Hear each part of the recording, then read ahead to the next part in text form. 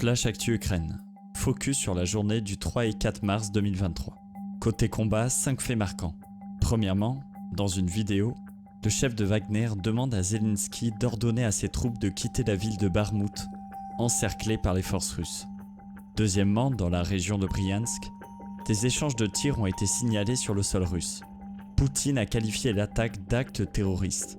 Selon le gouverneur de la région, des saboteurs ukrainiens auraient tiré sur une voiture civile à Lyubechan, un village frontalier, tuant 2 hommes et blessant un jeune garçon de 11 ans.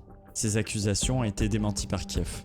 L'incident allégué n'a pas été vérifié de manière indépendante, affaire à suivre.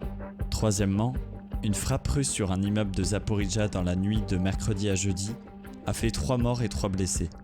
Selon un communiqué de la police ukrainienne, il s'agirait d'un missile russe venant d'une batterie S-300 qui aurait détruit plus de 10 appartements d'un immeuble où des gens dormaient paisiblement. Quatrièmement, d'après les autorités ukrainiennes, la bataille de Vuhledar serait une défaite cinglante pour la Russie, qui aurait perdu au moins 130 chars. L'information n'est pas vérifiée de manière indépendante. Cinquièmement, un avion de combat russe a été abattu au-dessus de la République populaire de Donetsk. Côté soutien militaire. Afin de livrer rapidement des armes à l'Ukraine pour se défendre de l'agression russe, la Commission européenne veut augmenter sa production de munitions. Josep Borrell préconise de consacrer 1 milliard d'euros pour financer les achats et les fournitures d'armement.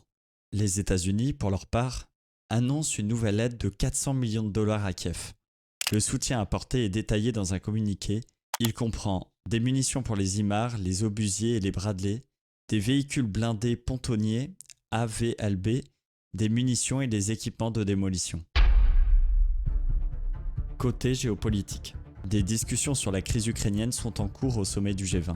Madame Colonna, lors de son allocution au sommet du G20, a dénoncé une sale guerre qui plus est menée en violant toutes les lois de la guerre et de la simple humanité.